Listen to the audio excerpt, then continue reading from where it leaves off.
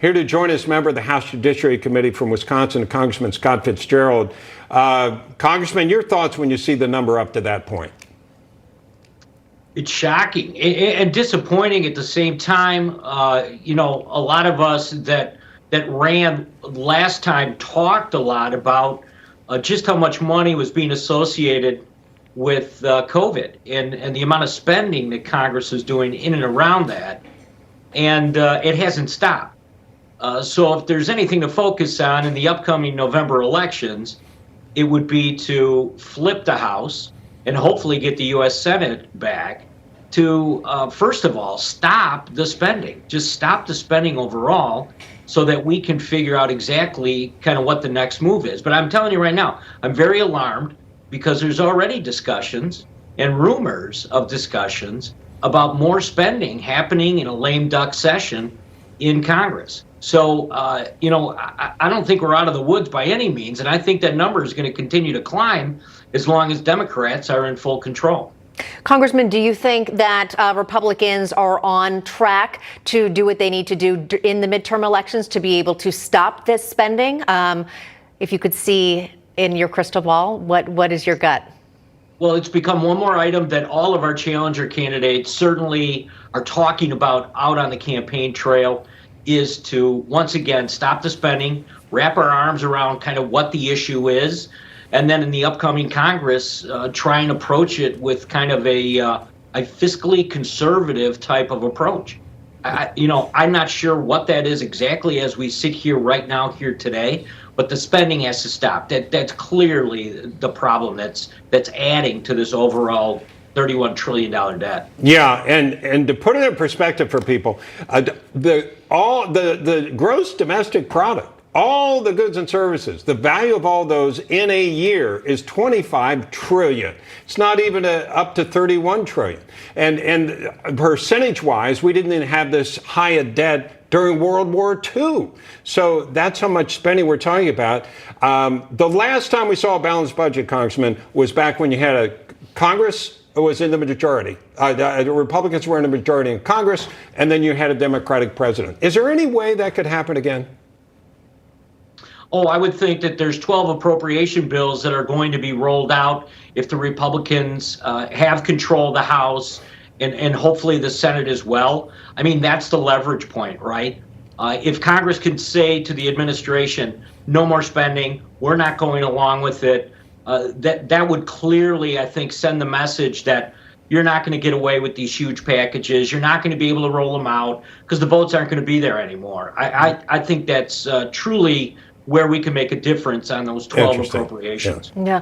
Congressman, speaking of making a difference, I want to turn now to the National Teachers Union. Earlier this year, you introduced a bill to pull the National Teachers Union for pushing woke ideologies. Now, there is a new bill in the Senate that echoes your initial push.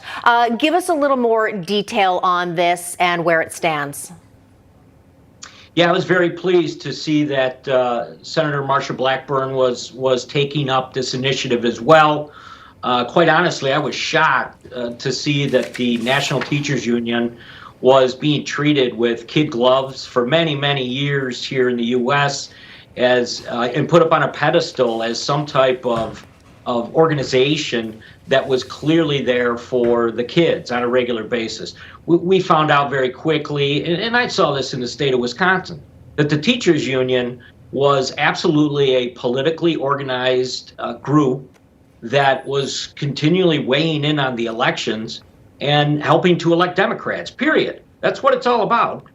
And the reason that they have been kind of, I think, criticized as of late is clearly some of the things we saw in judiciary, where the National Teachers Union was working directly with the administration to then put pressure on DOJ to start digging into some of these parents that started to show up at school board meetings nationwide. Right. Yeah. It's outrageous what was going on. And the Judiciary Committee has been kind of the tip of the spear in exposing this and rolling out the idea that this is not only outrageous, but clearly something that should never happen in this country. Yeah. People should be able to show up at their local school board and voice their opinion and not worry about retribution from Merrick Garland and the DOJ. Yeah. And this all kind of works in concert with each other. All right. You're in Wisconsin, so I did want to talk to you about something else people should be able to do. Go to a Christmas parade and not end up dead. Unfortunately, Darrell Brooks Jr. is on trial right now, accused of driving his SUV into a Christmas parade in Waukesha last year, now representing himself in court. Here's a little bit of what happened in the courtroom. These are not questions this court is obligated to I would answer. like to correct the record and say that I am sovereign. All right, you believe you're sovereign, the record is corrected. You I choose don't not to understand. do that. I don't understand. I don't understand. All right, I've Mr. made Brooks. that clear. I don't know how Claim many to not times for the understand, record. and that's been made very No, clear I don't here, sir. understand. You're not So- going to get me to consent. My I don't take this as a preference- joke. I don't take this as a game.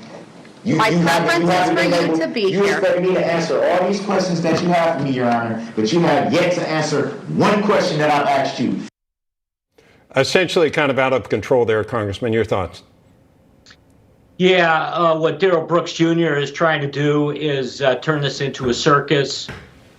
Listen, I've known Judge Doro. She's been on the bench in Waukesha County for a number of years. She's very tough. She's fair, and I think she knew what she was getting into here. She did not delay in seating the jury. They have today off, but they'll have opening statements tomorrow.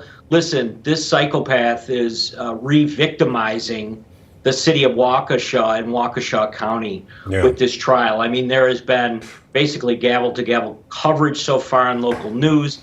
That's going to continue. We're coming up on the anniversary of this event and another Christmas parade. And the people of Waukesha are strong. The people in the surrounding area have rallied around the city and the county, and we'll get through this. But it just proves again the failure of the system. Yes, sir. To have this guy once again break the law again and again and again and be let out. I think Governor Evers has a responsibility in all of this in Wisconsin, as well as D.A. Chisholm. Fair enough. And they're going to see this play out on local TV on a daily basis now. All right, Congressman Scott Fitzgerald, thanks so much for being with us. Thank you. It's good to be with you.